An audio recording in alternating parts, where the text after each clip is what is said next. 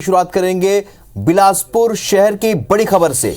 Rape पीड़िता की मां पर एफआईआर का मामला दर्ज किया गया। एसपी ने मामले में जांच कमेटी का गठन किया है। एडिशनल एसपी, डीएसपी, टीआई सहित महिला एसआई टीम में शामिल हैं। 7 दिन के अंदर कमेटी में जांच प्रतिवेदन मांगा गया है। तो टीआई सागर पाठक को रतनपुर थाना प्रभारी बनाया गया। बड़ी खबर आपको बता रहे बिलासपुर से, जहां पर रेप पीड़िता की मां पर एफआईआर का मामला, एसपी ने जांच कमेटी का गठन किया है।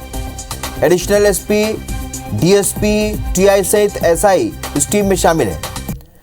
7 दिन के भीतर कमेटी से जांच प्रतिवेदन मांगा गया है। टीआई सागर पाठक को रतनपुर थाना प्रभारी बनाया गया है।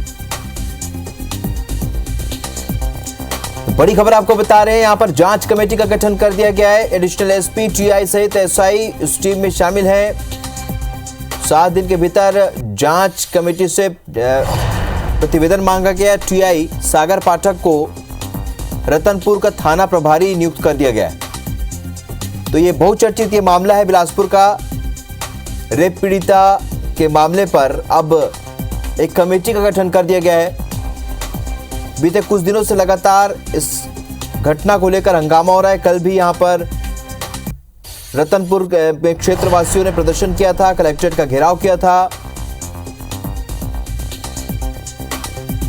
तो अब जांच कमेटी का गठन किया गया है और ये कमेटी 7 दिन के भीतर यहां पर प्रतिवेदन जमा करेगी। तो बड़ी खबर आपको बता रहे हैं बिलासपुर से।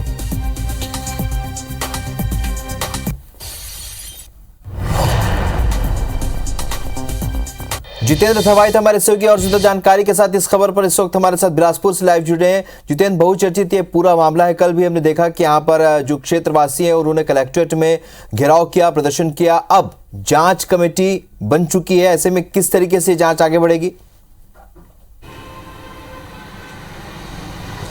बिल्कुल राहुल, देखिए आज 4था दिन है जब रतनपुर में जिस तरह से रेप पीड़िता की मां पर एफआईआर दर्ज किया गया है, उसको लेकर अगर हम कहें तो लगातार घटनाक्रम जो है वो बदलते जा रहा है। जिस तरह से लगातार इसका विरोध हो रहा है, कई संगठन जो है इसके विरोध में सामने आ गए हैं। कई अगर बात करें तो रतनपुर के जो नगरवासी हैं वो इसके विरोध में खुलकर सामने आ गए हैं। इसको लेकर कहीं ना कहीं जिस तरह से पूरी कार्रवाई की गई और पुलिसिया जो कार्रवाई सबसे महत्वपूर्ण जो इस मुद्दे पर अगर कहें तो जो हुई है, उसको लेकर लगातार सवाल खड़े हो रहे थे। और इसका आक्रोश भी हमने देखा कल किस तरह से यहाँ पर आईजी ऑफिस भी बड़ी संख्या में लोग पहुंचे थे, कलेक्टर के पास भी पहुंचे थे और यहाँ पर शिकायत दी गई थी और पूरी कार्रवाई को यहाँ पर द्वेषपूर्ण बताया गया था। इसको लेकर पुलिस पर जिस तरह से सवाल खड़े हो रहे थे, उसके बाद अब एसपी संतोष सिंह ने इस पूरे मसले पर जांच के निर्देश दिए हैं। इसके लिए विशेष तौर पर अगर कहें तो स्पेशल जांच कमेटी का गठन किया गया है, जिसमें एएसपी, एडिशनल एसपी के साथ ही अगर हम बात करें तो डीएसपी और टीआई और महिला एसआई को इसमें शामिल किया गया है। और जांच कमेटी को 7 दिन के भीतर यहाँ पर जो जांच प्रतिवेदन है वो प्रस्तुत करना होगा। विशेष तौर पर जांच के कई अलग अलग बिंदु भी तय किए गए हैं, जिसमें महत्वपूर्ण रूप से अगर हम बात करें तो 2 एफआईआर इस पूरे प्रकरण में है।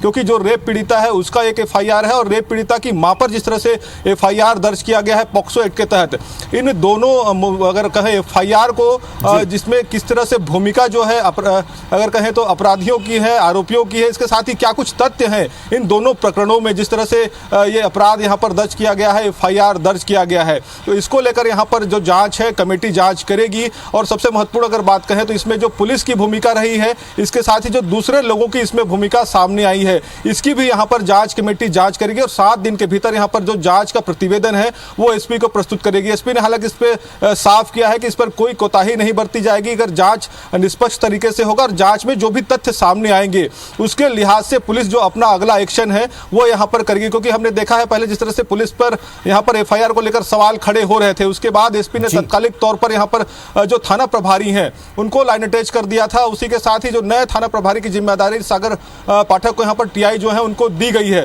इसके साथ ही अगर कहें तो टीआई, माफ कीजिएगा, पुलिस एक संदेश देने की भी कोशिश कर रही है कि पुलिस की जो कार्रवाई है वो अब निष्पक्ष तरीके से होगी। क्योंकि पूरे प्रकरण में हमने देखा है पुलिस यहाँ पर कटघरे में रही है और पुलिस को लेकर यहाँ पर जो सवाल है वो खड़े होते रहे। क्योंकि जिस तरह से रेप पीड़िता की मां पर यहाँ पर एफआईआर दर्ज किया गया, रेप पीड़िता के परिवार ने जिस तरह से बताया कि द्वेषपूर्ण कार्रवाई जो है चलिए जितेंद्र, ये समझा जा सकता है क्योंकि जांच कमेटी का गठन हुआ है, जाहिर सी बात है एक सही दिशा में ये जांच कमेटी अपना प्रतिवेदन जब पेश करेगी तो सही दिशा में जांच चलेगी, क्योंकि लगातार पुलिस की कार्रवाई पर सवाल उठ रहे हैं। इस जानकारी के लिए बहुत बहुत शुक्रिया जितेंद्र आपका।